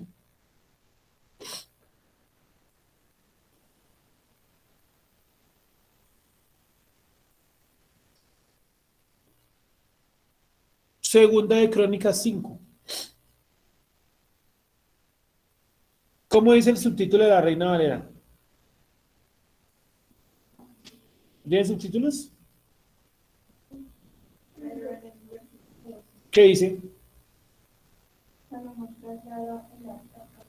Exacto, empezó la construcción. Miren lo que dice el Segunda de Crónicas 5:1. Acabada toda la obra que hizo Salomón para la casa del Creador, ya la había acabado, dije inicio, no, ya la había acabado. Metió Salomón las cosas que David, su padre, había dedicado y puso la plata y el oro y todos los utensilios en los tesoros de la casa de Dios. Entonces Salomón reunió en Jerusalén a los ancianos de Israel y todos los príncipes de las tribus, los jefes de las familias de los hijos de Israel, para que trajesen el arca del pacto del Creador de la ciudad de David, que es Sion. ¿Dónde estaba el arca? ¿Metida en qué? En el tabernáculo de David, en la tienda de David. ¿Se acuerdan de ese pasaje en Amós? La tienda, exacto. Era un lugar que él hizo para el arca para tener una relación más personal con el Creador. Pero ya David muerto y ya el templo en pie, tocaba meter esa arca ¿en dónde? En el templo. Y Salomón no es tonto, no le pone a moverla solo. Él llama a toda la gente importante para que vayan cuando él a traer eso. Para que no quede como que es un capricho de él, sino que es en representación de todo el pueblo. También puede ser interpretado como un capricho de él, ¿no? Entonces, aquí vemos que él construyó el templo. Segunda de Crónicas 6:1.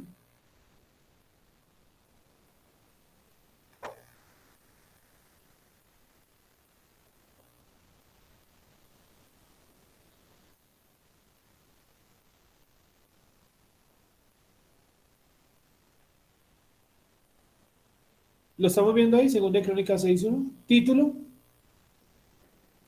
la dedicación del templo. Vale, solamente el 1. Entonces dijo Salomón, el Creador ha dicho que él habitaría en la oscuridad. Es mejor en lo desconocido, es que la oscuridad. Sí, parece como si fuera el diablo. Que él habitará en lo desconocido. ¿Vale? Pues aquí vemos que va a empezar la dedicación. O sea, miren la línea. Compra del terreno, elaboración de los planos, preparación de los materiales. Construcción se terminó. Ahora viene la dedicación. ¿Qué seguiría después de la dedicación? Pues miremos segunda de Crónicas 7:1. Después de la dedicación, miren lo que pasó.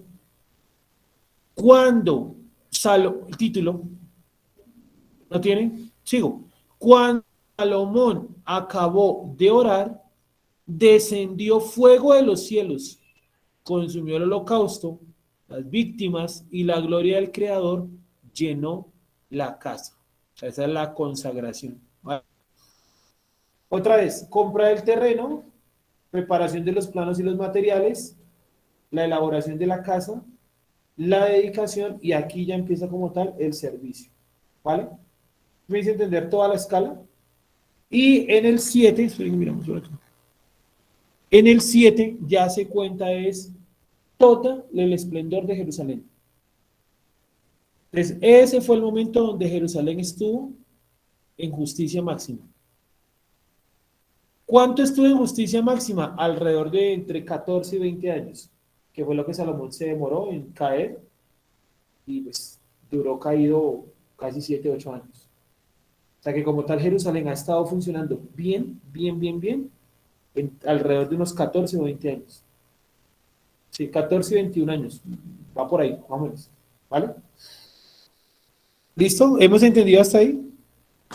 Entonces, cuando ustedes lean en Isaías que Jerusalén estuvo llena de justicia, como que uno mira la historia y uno dice, bueno, aquí no, aquí tampoco, aquí menos, en la época de Saúl pues menos, ni siquiera una ciudad hebrea. En la época de David, pues no, porque hasta ahora estaban como conquistándola. ¿Cuándo estuvo llena de justicia? Cuando se acabó todo ese proceso. Aquí arrancó de lleno la justicia, segunda de Crónicas 7. ¿Listo? ¿Me he hecho entender hasta ahí? Me causa gracia los historiadores, los arqueólogos, que dicen, por ejemplo, este personaje bíblico no existió, digamos, cualquiera. Después encuentran todas las fuentes y todos los hallazgos arqueológicos y dicen, bueno, sí existió, pero el que le siguió, ese no. Y después encuentran de ese. Y así nos tienen con ese cuento hace 60 años.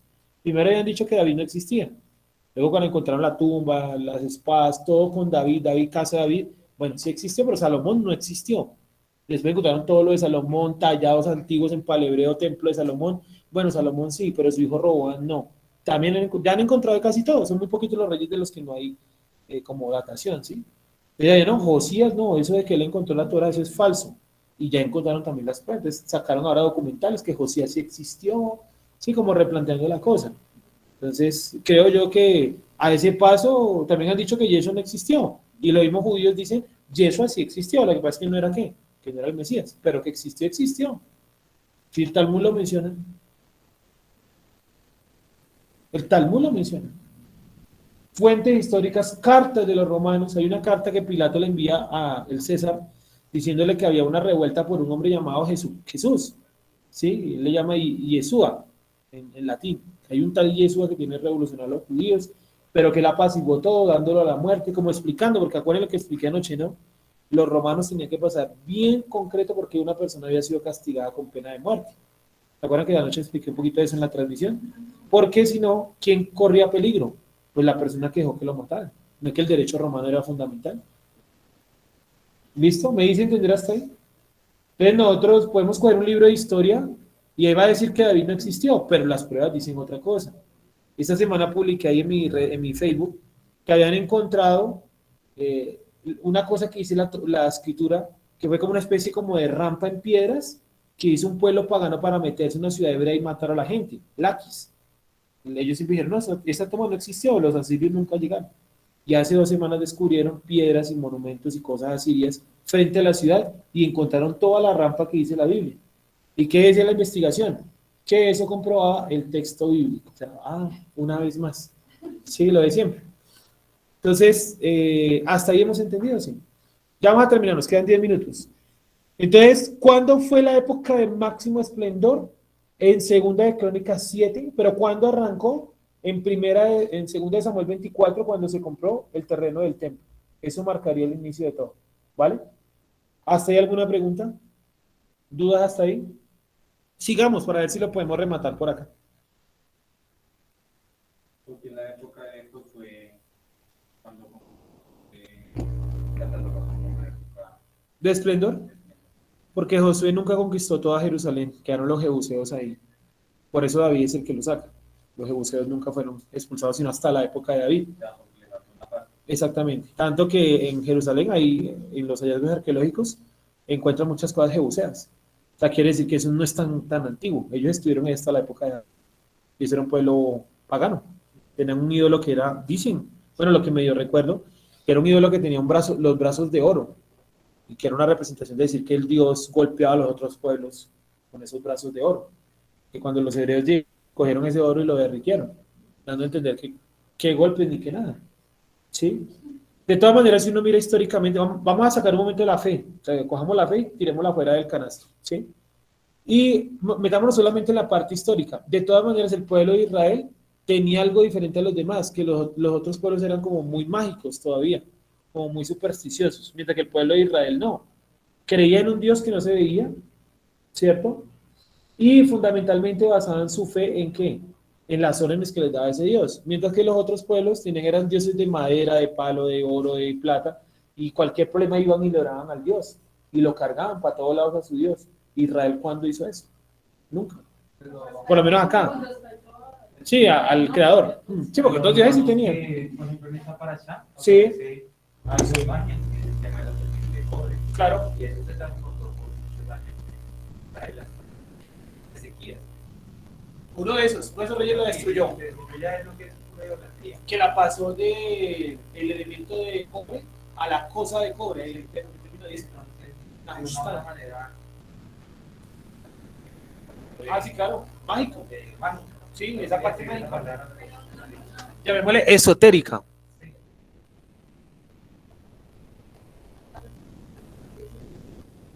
No, los toros.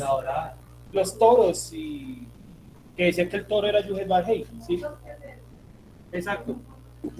Sí, y sin embargo, como que una parte, los profetas, por ejemplo, siempre insistían, como lo acaba de decir Salomón, que Dios habitaba en oscuridad, o sea, que era inaccesible, para que la gente no hiciera ¿qué? Imágenes, representaciones, ¿sí? Pero que habían dioses que eran nombrados como Yuhet Barhei, claro, como el becerro de oro y como, por ejemplo, Moloch. Esperemos que pase.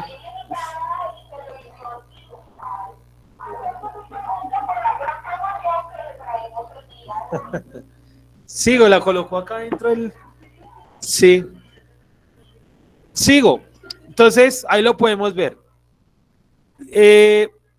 Dice que los habitantes de Jerusalén, especialmente estoy viendo mi interpretación, los habitantes de Jerusalén, especialmente los líderes de la nación, son tratados de asesinos. Y yo supongo esta sí es mi interpretación.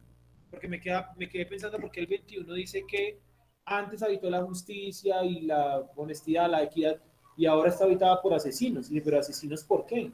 ¿Por qué los trata de asesinos? Entonces, si uno mira todo el contexto, está hablando de que desampararon a la viuda y al huérfano.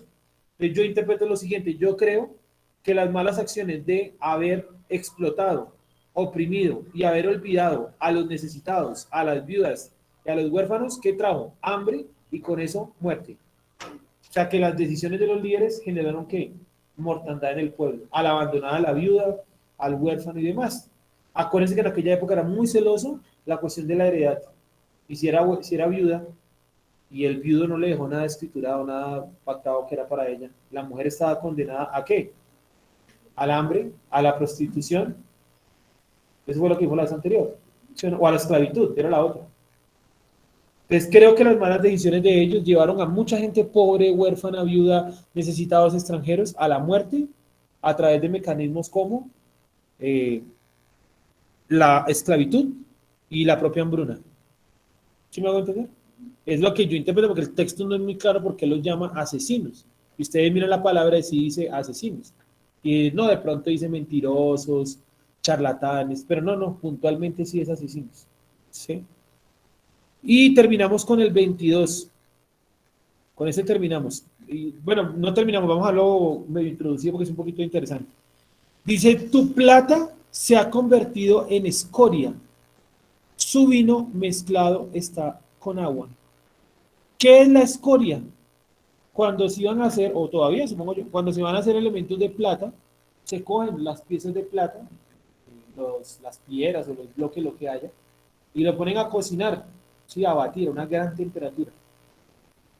Cuando ya está hervido, ya se ha derretido el material, por los bordes queda como nata, y esa nata es lo que se llama la escoria, o sea, lo que sobra. ¿Qué hace el platero? Con un elemento, una cuchara, una pala, saca la impureza, ¿sí?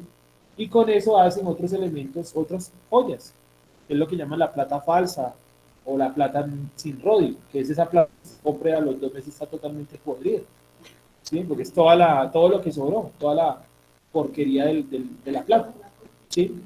¿Me van a entender? La fantasía, que eso lo hacen en una mezcla de aluminio con ese resto de la plata. De hecho, en algunos procesos sale más porquería que plata como tal. ¿Sí me hago entender? Entonces, ¿qué pasaba? Está diciendo que la plata está mezclada con escoria.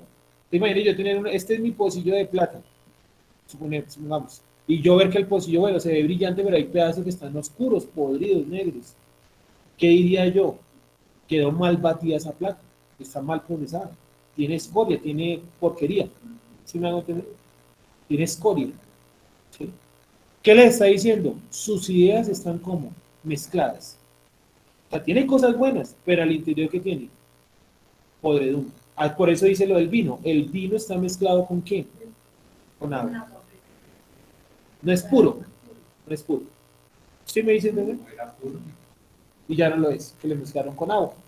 Como cuando usted va a una celebración, en todas las celebraciones, ¿cierto? La gaseosa, pero se rindió con agua.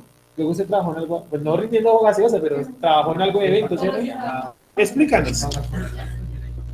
Sí, entonces la gente dice, no, Coca-Cola Light, después la Coca-Cola Light, echa ahí. Y esa es la Light. Sí, lo mezclan. Sí, exacto. Y eso es lo que el creador dice, ustedes son así, como el vino rendido, como la plata con porquería, con escoria. Sí, o sea, están mezclados, tienen cosas buenas, saben la Torá, tratan de guardar Shabbat, tratan de guardar la fe, porque lo dijimos hace 3 clases, el problema no era guardar Shabbat, el problema era cómo y para qué. Pero ellos guardaban Shabbat, pues ahí lo dicen, y si ustedes guardan el Shabbat, pero lo hacen ¿cómo? Mal. Entonces, si ustedes son como la plata con la porquería, ¿sí? Y se ven brillantes, pero también tienen cosas que hay que quitar. Y he ido al texto que tú acabas de mencionar, que aquí estaba mencionado, y es el texto de Ezequiel 22-26. Y ahí terminamos. Sincretismo. Sincretismo. Y miren lo interesante, la palabra,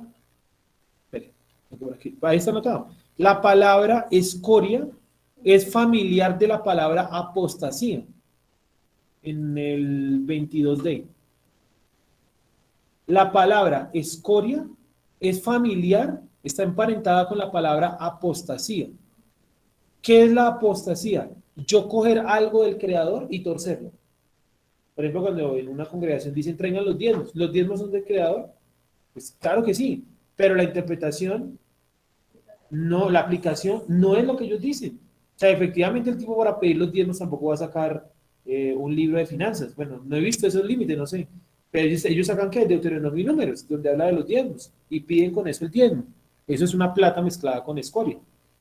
Está la plata que es el versículo, pero la escoria ¿qué sería? La parte interpretativa, la intención, la aplicación. Entonces, la palabra, curioso, me parece muy curioso que la palabra escoria esté emparentado con la palabra apostasía. ¿Qué le está diciendo? ¿Ustedes son qué? Apóstatas. Cogieron algo correcto y lo torcieron. Me pareció curioso. Yo no conocía la palabra apostasía en hebreo. No sabía que era la palabra suk y escoria es sik. Son 2 palabras familiarizadas. ¿Listo? Terminamos con ese. Sergio, Dime. perdón, pero mire que escoria también es un término que se refiere Es fuerte, ¿no? Porque se refiere también a lo peor de la sociedad para referirse a las personas. Sí, en cuanto a personas se refiere a eso, la escoria, ¿no? Como los Sí, parias, lo peor. lo peor. Ezequiel 22:26. Sí, ahí podemos ver entonces que sus actos no eran tan... 26. Sí, que era lo que nos parafraseaba ahorita Claudia, eso está mencionado ahí también en el material. Ezequiel 22:26 dice, sus sacerdotes violaron mi Torá. Sí, vamos a tratar de cambiar todas las palabras por Torá, porque puede ser confuso. Sus sacerdotes violaron mi Torá, contaminaron mis santuarios, entre lo santo y lo profano no hicieron diferencia, ni distinguieron entre inmundo y limpio.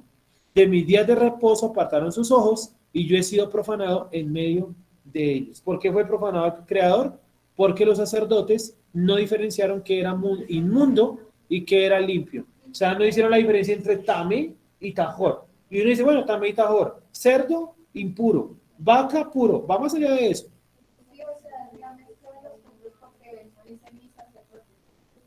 Sus sacerdotes. Exacto. Habían montado sus sacerdotes y contaminaron todo. ¿Listo? Vamos a verlo hasta acá, espero que hayamos aprendido. Ya tengo lista la carpeta, ya he anexado algunos al archivo digital donde están los videos de estas clases. Necesito que por favor todos hacen correos de Gmail. Outlook no está dejando abrir las carpetas compartidas, no tengo ni idea por qué. Entonces, si ustedes me dieron un correo de Outlook o de Hotmail, no sirve. Tienen que abrir o pasarme uno de Gmail para que ustedes puedan ver el contenido. Son en total 7 clases con la de hoy. Hay 7 materiales distintos, que son los materiales que ustedes tienen acá en físico. Está todo digitalizado ya. Además de eso, pues cuando tengamos el material extra que son por capítulos, son unos folletos con el resumen del capítulo, con lo más destacado, pues, porque el resumen es muy complicado, pues también va a estar en esa carpeta. Entonces sirve porque supongo que usted no va a cargar 24/7 la carpeta o el material, ni que trabajara usted llevando predicaciones o algo así, de que sí, volanteando, sí, volanteando de volante, de 5, sí, allá en el Instituto del Templo. Como usted y yo no trabajamos volanteando, ¿cierto? Pues es más fácil llevar el celular y tener todo ahí, cosa que con un clic usted puede ver los videos, puede ver todo. A Wendy, que fue la última que añadí, ¿tú pudiste ver los videos, el video que quieres ver? ¿Qué tal la calidad del video? ¿Más o menos o muy irregular?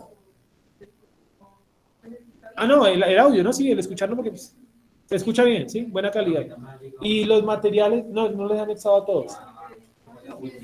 Sí. No, porque ella me dijo que la anexara. Es que he anexado a los que me han dicho porque la carpeta estaba incompleta, pero ya quedó completa, ¿vale? Páseme correos de Gmail, solo Gmail. También anexé a la hermana María de Cali, que también me pasó un correo de Gmail antes de ayer o ayer. Oremos. Padre, te damos gracias por tu misericordia. Acá decía Alicia, perdón, dice, el Eterno siempre ha desechado las mezclas, tal cual, siempre. Por eso dice que tiene que ver lo santo con lo profano, la luz con las tinieblas, ¿cierto? Oremos. Padre, te damos gracias esta mañana de Shabbat, esta tarde de Shabbat, porque nos has permitido llegar a este lugar. Tú abres el libro de Isaías delante de nosotros y has empezado a construir piedra por piedra para que podamos entender al final el mensaje que tú diste mediante este profeta en el capítulo número 1 de su escrito. Gracias te damos, Padre, por tu bondad, tu misericordia es eterna y es duradera y es para siempre. Te alabamos solamente a ti, te pedimos que nos llenes de ánimo y deseo por cumplir el Shabbat. Gracias te damos también por cada persona que va a su congregación, a su lugar de reunión, a buscar Shabbat, sea Centro de Estudios Hebreos Teruá o cualquier otra. Guárdanos a todos, también a las personas que permanecerán virtual. Guárdanos a todos para que podamos cumplir el Shabbat conforme a lo que tú has demandado y no conforme a lo que nosotros queremos, como dice Devarim 5:12. Acuérdate del día de reposo para guardarlo como el Creador te ha mandado. Gracias te damos en esta mañana. Te pedimos por cada hombre y mujer que se ha acercado a la Torá y por los que en este Shabbat recibirán conocimiento y los que en este Shabbat de seguro en algún lugar del mundo también recibirán Naham, ese toque divino para entender tu Santa Torá. Gracias te damos, Padre. Amén.